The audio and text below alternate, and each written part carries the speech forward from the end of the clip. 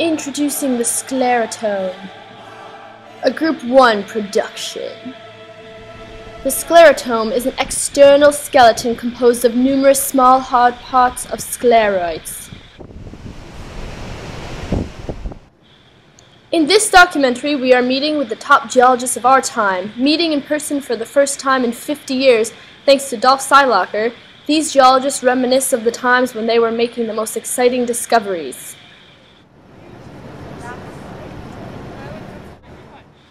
First, we have Dr. Nigel Kirk, a now retired professor from Cambridge University. He is now often found in his garden. Dr. Kirk served on many an expedition team with Harry Whittington. May he rest in peace.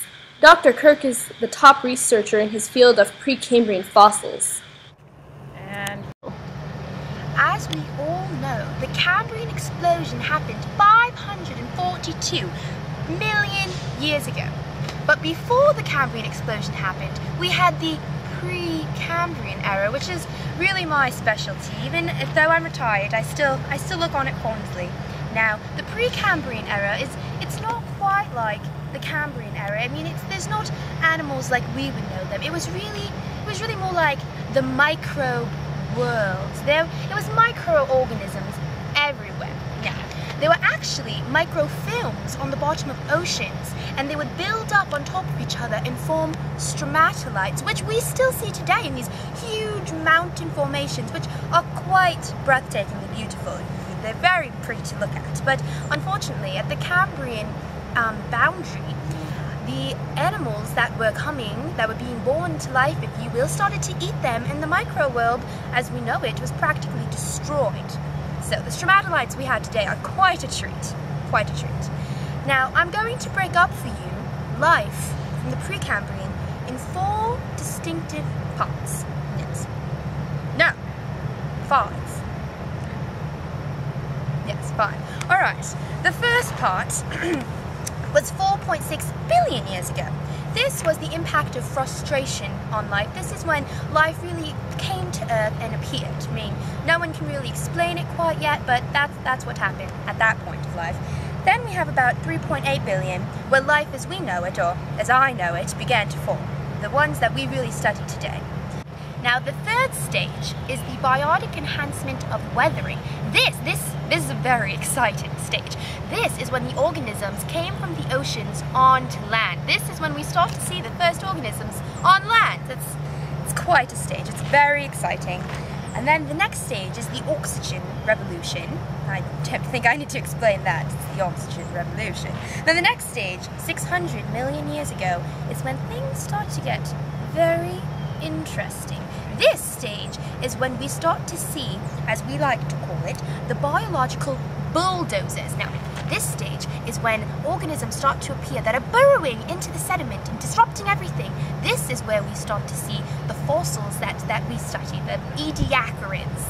This stage, it's very exciting. In fact, the first ediacarans were found from an expedition group of Mount Holyoke students at the Clemente Formation in Sonora, Mexico, it was quite a discovery. It was very interesting. We have ediacarans like the chitons, which are much like mollusks today, and the Devionians.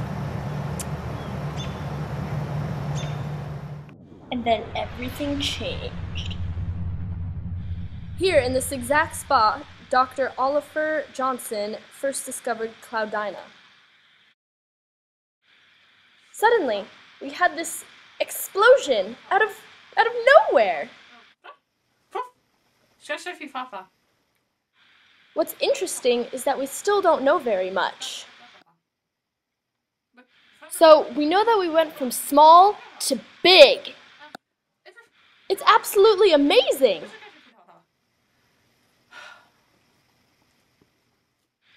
So all I can really say is, we still have a lot of unanswered questions. These are some of the small shelly fossils that have been discovered. 1 is Cloudina, 2 is a Coleocria, and 3 is Hyolithelus. Yes, it was I, Cloudina. Cloudina. I discovered it. I was with my research team. Yep. back in Albania in the 60s.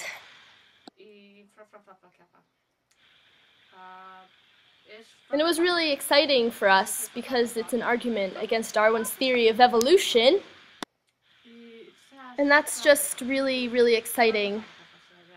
It was just really rewarding. Here we find Dr. Alexei Vladimir Trovsky partaking in one of her favorite pastimes, strolling among her famously enormous collection of rocks, minerals, and fossils. Dr. Vladimir Trovsky is a professor at the University of Moscow. She is known for having one of the largest rock collections in all of the world.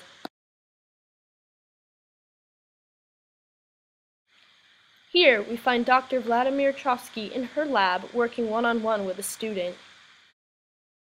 And we were privileged enough to be able to sit in on one of Dr. Vladimir Trovsky's lectures at the University of Moscow. Is a small shelly fossil. And they are important. Do you know why they are important? They're important because we have them at the very beginning of the Cambrian explosion and they go all the way through it. And that's why it is important, because we can know about here, and here, and here, and here, and here, because of the small shelly fossil. And they help us know a lot more about the Cambrian explosion. That being said, we do not know a lot about the Cambrian explosion. It is mostly a mystery. There are lots of different theories, and one of them is that it may have happened in response to predation and getting eaten by teeth. Now, with the presence of the Scleritome, we are now able to see that perhaps they could live longer and not be eaten by the teeth. This such example being like a trilobite. They're very good. The Cambrian explosion. It was big, very, very big. And you know what it proved? The Cambrian explosion, it proved that this man, named Darwin, he was wrong. Very, very, very, very, very, very wrong. Yes, it is good, it is funny, he is very wrong. And so, like a lot of the things that happened at the Cambrian explosion, the life, like things with Scleritomes, they underwent an explosion too. And now we have things like arthropods. And like arthropods, we have the crabs. And the horseshoe crabs. Yeah. And even the little tiny insects. They helped because of the Cambrian explosion. We also have, what are those things called? The echinoderms. Yes, the echinoderms.